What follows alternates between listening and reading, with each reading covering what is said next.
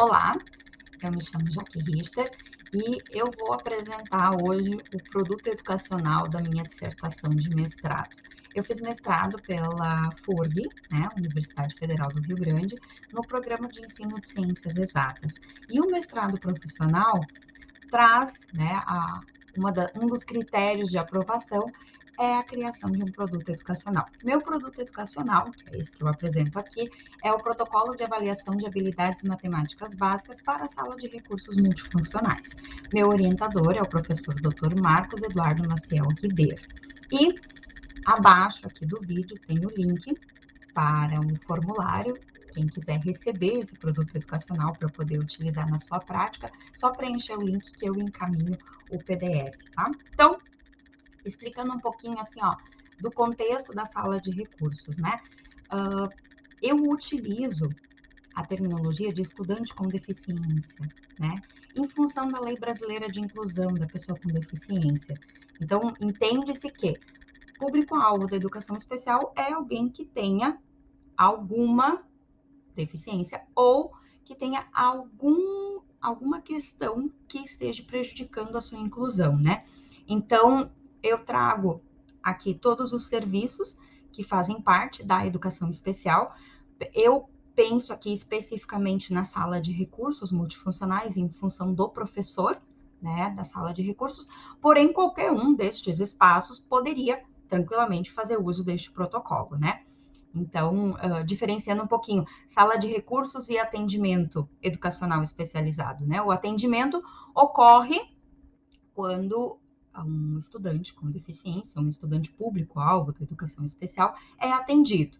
E isso não ocorre só na sala de recursos, né? Ocorre em vários outros espaços. Bom, conforme a lei, na nova Política Nacional de Educação Especial e Equitativa, inclusive com o aprendizado ao longo da vida, né, que foi publicada em 2020, nem todos os municípios aderiram a essa lei, mas eu utilizei ela aqui para as nomenclaturas e para a fundamentação, por ser, né, a questão mais atualizada ali dentro da educação especial.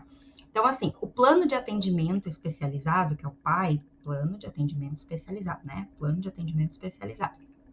Ele é um documento que é feito na instituição, né? E este documento, então, ele tem que ser feito pela equipe pedagógica da escola. Não é só o professor da sala de recursos, não é só o profissional do atendimento educacional especializado que faz este documento. Este documento está na lei, ele precisa ser construído por toda a equipe pedagógica e neste documento, então, precisa ser colocada a avaliação, né, o estudo de caso desse estudante, a questão das habilidades e barreiras que estão lá e também precisa ter o apontamento dos recursos e as estratégias que vão ser utilizadas para a inclusão deste estudante. Lembrando que equipe pedagógica é composta por professor, orientador educacional, supervisor educacional e um membro da equipe diretiva da escola, tá?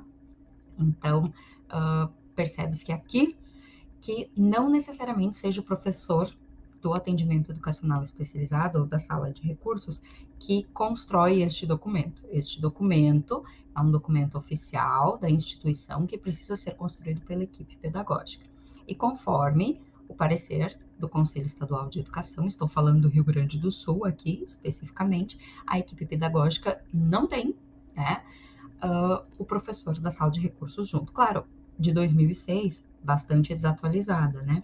Mas é o que está posto lá. PDI, então. Aqui nós temos uma lutinha básica com relação à nomenclatura, né? O Plano de Desenvolvimento Individual, PDI, tá? Já teve várias nomenclaturas diferentes, e dependendo do autor, talvez ainda tenha mais nomenclaturas perdidas aí no meio da literatura, né? Mas a Política Nacional de 2020 traz Plano de Ensino Individual. Ela traz o conceito de PEI.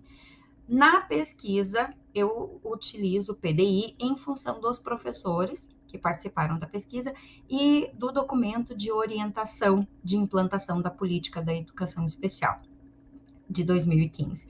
Então, há um conflito, mas o que não muda é o que precisa ter. Este documento, PDI ou PEI, ele deve ter, então, o plano, né, daquilo que o professor do atendimento educacional especializado vai oferecer e vai trabalhar com esse estudante, né? Então, as estratégias pedagógicas, os horários de atendimento, a organização desse atendimento, se vai ser individual, se vai ser coletivo. Então, isso precisa estar dentro e junto. Bom, passada essa primeira parte da documentação e pensando um pouquinho que o professor da sala de recursos vai querer construir o PEI ou vai querer construir o PDI. Vou usar PEI e PDI, as duas nomenclaturas, porque as duas são as que eu percebi durante a pesquisa que são mais utilizadas. Esse professor precisa identificar onde o aluno está. Ele precisa perceber onde esse estudante, em quais habilidades que esse estudante construiu, e o mais difícil é identificar as barreiras, né? Conseguir perceber onde que ainda precisam ser trabalhadas outras habilidades. Então, eu trago aqui uma proposta de identificação de habilidades matemáticas básicas.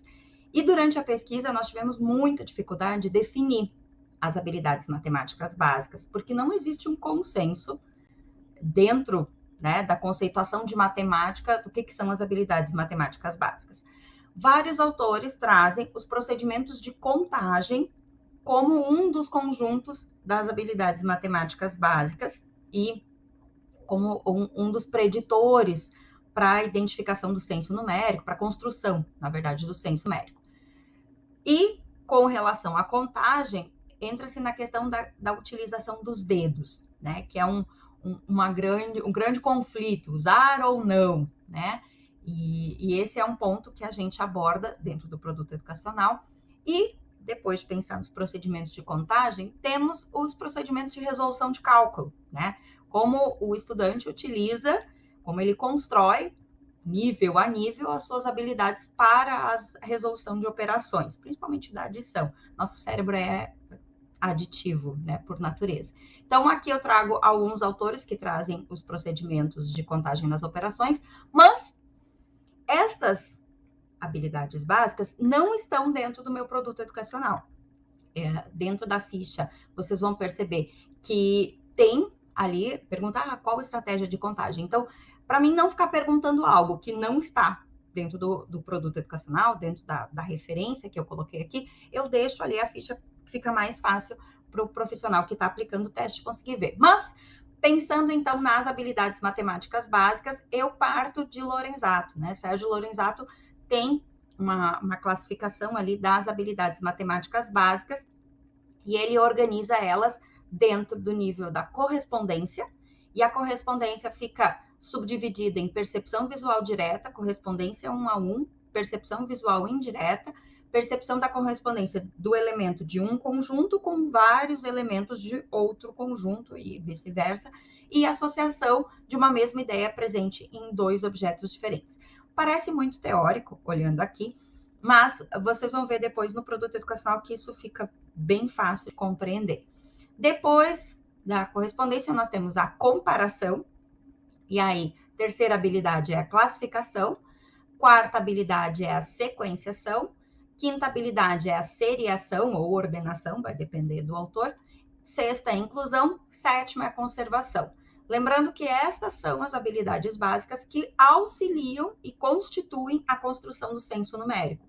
Elas são habilidades que fazem parte da construção do senso numérico. O senso numérico engloba todas essas habilidades. Então, quando a gente coloca lá, desenvolver o senso numérico do estudante, bom, a gente precisa identificar se a criança já tem essas habilidades básicas construídas para que ela consiga, né, atingir a construção de senso numérico. Bom, o protocolo de avaliação de habilidades matemáticas básicas tem como objetivo avaliar as habilidades matemáticas, auxiliando na identificação daquelas que o estudante ainda não construiu e aquelas que carecem maior intervenção. E aí ele avalia, então, as 7 habilidades e o PAMB, né, nós apelidamos de PAMB, é utilizado justamente para auxiliar. Esse QR Code é um link para o vídeo, para o primeiro vídeo que nós havíamos feito, explicando o produto educacional, tá? Como aplicar, né? O que constitui este produto educacional? Nós temos as cartas de aplicação, são 30 cartinhas, cada uma das cartas possui um código da consigna e esse código está aqui na pontinha da ficha do aplicador, então fica bem fácil de encontrar a pergunta, né, a consigna que vai ser lida, e depois calcular a pontuação e marcar no gráfico de resolução, né, de pontuação. E todas elas têm um número de página aqui no cantinho, que fica fácil para conseguir organizar elas, porque a gente vai aplicando com a criança, depois mistura todas as cartas, né? Então fica mais fácil de organizar com essa numeração aqui, tá? Então, basicamente, para aplicar este produto educacional, é preciso ter uma caneta, um relógio para olhar as horas, né? As cartas de aplicação e a ficha do aplicador. E depois da correção tem a tabela de pontuação. A pontuação, nós utilizamos a organização de cores que o Sérgio Leite utiliza no IAR. O IAR é um teste, né, criado ali em 84, 85, que grande parte dos profissionais da educação especial conhecem. Então, nós utilizamos essa mesma organização do Sérgio Leite justamente para facilitar e para ser algo que o professor já conhece, né, que não vai ser algo novo. Então, nós organizamos em desempenho superior ou adequado, desempenho médio e o desempenho inferior. O que seria o desempenho inferior, né? O desempenho baixo. A gente dá um ponto para cada questão, isso significa que nenhum estudante zera o PAMB. Ninguém zera o PAMB, né? Então, se ele errar a questão, ele ganha um ponto. E ele fica com um desempenho baixo se ele tiver menos de 50% do total de acertos, né? O desempenho intermediário, então, a gente dá 2 pontos para cada questão, que vai corresponder de 51% a 90% dos acertos. E o desempenho alto ou adequado, a gente dá 3 pontos para cada acerto, a criança vai ter, então, um desempenho de 91% a 100% de acertos no protocolo. A tabela de pontuação tá aqui, o esquema de cores, então, fica aqui, para montar o gráfico, né? Então, quando a gente marca aqui a pontuação do estudante, a gente consegue marcar o gráfico dele e perceber, né, de forma bem nítida, quais são as habilidades básicas que ele está abaixo ou intermediário e também, claro, identificar aquelas que ele já alcançou o desempenho. Nós colocamos também um quadro onde a gente anota a pontuação do estudante para conseguir ter esse quantitativo com números, né, com algarismo, fica mais fácil de perceber. Aqui nessa parte estão todas os subtestes, né? Ele é organizado, então a correspondência tem aquelas 4 divisões da correspondência, né? Tem a correspondência visual direta. Cada um dos subtestes tem 3 cartas. Então, uma carta fácil, uma carta média e uma carta um pouco mais difícil, que é justamente para a gente conseguir aplicar com todas as faixas etárias e conseguir ter uma identificação melhor, porque essas habilidades, muitas vezes, o estudante com deficiência, ou mesmo o estudante que está com um pouco mais de dificuldades, né, está apresentando ali uma dificuldade de aprendizagem, ele não construiu alguma habilidade básica. Então, ele está com dificuldade num conteúdo lá, sei lá, 6º ano, mas, na verdade, ele não tem uma das habilidades básicas construídas. Então, aqui tem uma explicação de cada um dos subtestes e aqui o que é considerado uma resposta correta, intermediária ou incorreta para cada uma das cartinhas, que facilita nas primeiras aplicações para o professor conseguir ler aqui e realmente entender o que a gente espera que a criança responda, né? E tem os objetivos de cada uma também, de cada uma das questões, de cada uma das cartinhas, o que é importante no sentido do referencial teórico. E quando a gente vai escrever o relatório dessa criança depois, dá para pegar esse objetivo aqui, fica mais fácil de conseguir escrever o relatório. Então, cada uma delas, né, é dividida, aqui tem o subteste de classificação, e aí vai ter resposta correta, incorreta e intermediária de cada uma das cartas, né, de cada uma das 30 cartas, está descrito aqui. Então, importante fazer essa leitura antes da primeira aplicação, para conseguir ter uma identificação, e muitas vezes, nas primeiras vezes, a gente fica em dúvida se a criança respondeu intermediário ou se está correto, mas depois da segunda, terceira aplicação, vocês vão ver que eles trazem respostas muito parecidas e vocês não vão, né, ter dificuldade de marcar. Bom, carta inicial, então, é a capa das cartinhas, né? E aí, lembrando a pontuação, então, 1 ponto para o desempenho inferior, quando a criança erra, 2 pontos para o desempenho intermediário e 3 pontos quando a criança acerta, que é o desempenho. Na hora da aplicação, importante, né? Trazer as instruções para a criança com voz alta, voz clara, né? que ele tenha compreendido o que foi falar. Então, muitas vezes, talvez até perguntar, tu entendeu, né? Aquela coisa. Não utilizar a palavra teste ou prova. Muitas crianças, quando a gente fala que vai fazer uma provinha, quando a gente fala que vai fazer um teste, tem toda uma questão emocional ali que já prejudica o desempenho. Então, a gente vai aplicar um protocolo para ver como estão as suas habilidades matemáticas, né? Aquela conversa um pouco mais lúdica. Cada subteste possui uma consigna específica. Então, você vai ler, né, a consigna, a pergunta, e o aluno vai responder, e aí você vai precisar fazer o questionamento argumentativo. Eu sempre gosto de explicar para o estudante que todas as perguntas ele vai ter que me explicar.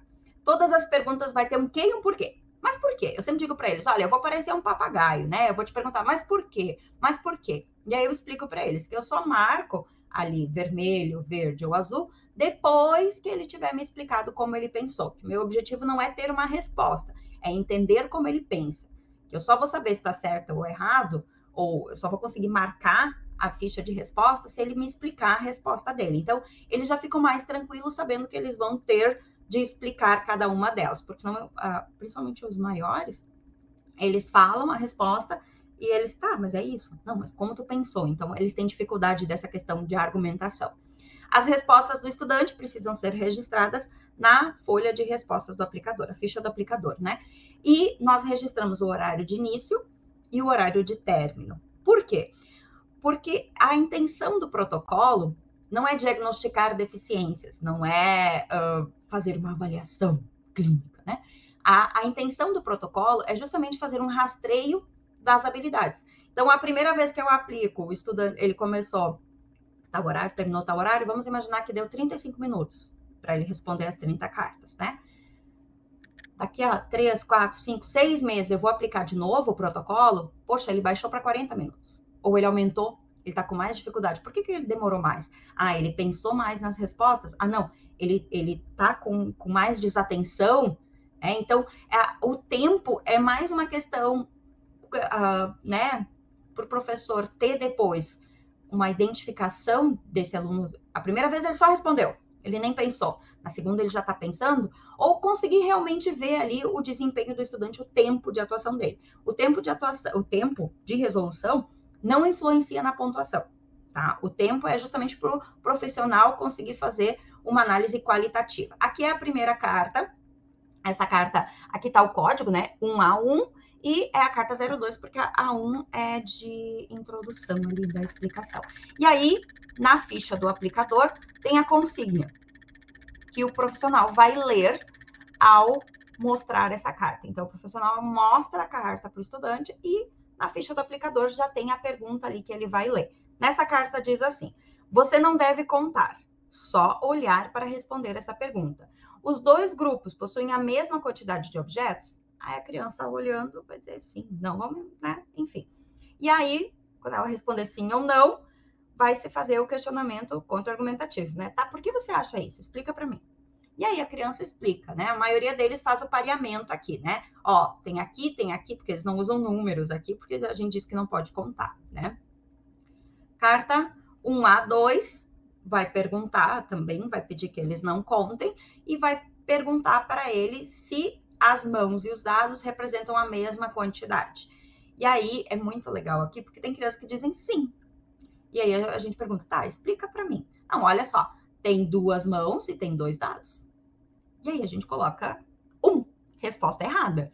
A criança não está identificando a quantidade que está representada, né? E outros dizem, não, não tem a mesma quantidade. A gente pergunta, mas por quê? Aí eles, não, esse aqui tem 5, esse aqui tem 4. Esse aqui tem 3, esse aqui tem 4. Não é igual. Então, eles fazem ali uma correspondência de 2 elementos a grupos diferentes, né? Ele ainda não está naquele ponto que... E outros vão olhar para a gente e vão dizer assim, são iguais? Aí a gente pergunta, explica para mim. 8 e 8? Então, quando a criança faz aquela coisa assim de, meu Deus, é muito óbvio, isso é muito bom, porque ele tem certeza da resposta. É fácil identificar o aluno que tem essa habilidade construída. Mais difícil é identificar a diferença entre intermediário e resposta errada, né? Porque o intermediário é aquele que talvez ele até acerte, mas ele tem um pouco mais de dificuldade, ele demora um pouco mais, ele pensa um pouco mais, ele muda de ideia durante a resposta. Então, esse é o intermediário, né? Aqui vai perguntar se os dois grupos representam a mesma quantidade. Aqui ele já pode contar, se ele quiser. A gente explica para eles. Aqui a gente está na carta 1B1, né? E aqui vai perguntar se os dois grupos possuem... Deixa eu ver, 1B1, para mim não errar. Olhe bem para esses dois conjuntos, eles possuem a mesma quantidade de frutas? E aí, normalmente, eles fazem pareamento aqui, né? Eles comparam os dois grupos para perceber que possuem realmente a mesma quantidade. Vou passando as cartas mais rápido, senão o vídeo fica muito longo e eu quero chegar na ficha do aplicador. Vou mostrar todas elas, não vou ler todas as consignas, porque lá atrás, na ficha do aplicador, tem todas as consignas, tá? Então, essas são as cartas ainda da correspondência, né? Que é o 1. E depois, vamos lá, 1D1, como são 4, essa é a carta 2 e 1D3. Agora, a gente começa, então, a segunda habilidade, que é a comparação, né? Dentro das cartas de comparação, a gente também vai ter 3 cartas, certo? Essa é a 2.1, que é a comparação, a primeira da comparação. Segunda carta da comparação. Terceira carta da comparação. E aí nós vamos para a próxima habilidade, né, que é a classificação. E aí nós temos a primeira carta da classificação. Lembrando que sempre é fácil, intermediário e um pouco mais difícil, né? Terceira carta. E aí nós vamos para a próxima habilidade. Carta 3. Isso. As imagens são pesadas, né? Tranca um pouquinho. Ótimo. Quarta habilidade. E aí ele vai organizando, né? E aqui a gente vai ter sequenciação. Muitos autores não utilizam a sequenciação, mas a sequenciação é um preditor para depois eles conseguirem fazer as outras habilidades, então nós colocamos a sequenciação junto. Para mim, a sequenciação é uma das mais difíceis de avaliar, assim. Habilidade 5 seria ação ou ordenação. Então, tem a primeira carta, a segunda carta, terceira carta, próxima habilidade, vamos para a habilidade 6, que é a inclusão, primeira carta da inclusão, segunda carta da inclusão e a terceira carta da inclusão. E vamos para a última habilidade, né, que é a conservação, primeira carta da conservação, segunda cartinha e a última cartinha, então. Depois, aqui, nós temos a ficha do aplicador, né?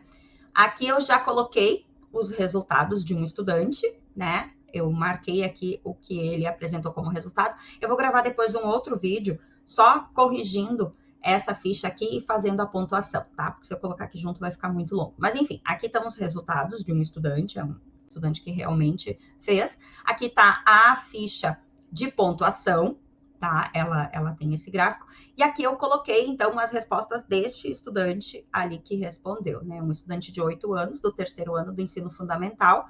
Então, aqui estão as respostas dele e a pontuação total dele ficou em 54, certo? Espero que vocês tenham gostado, né?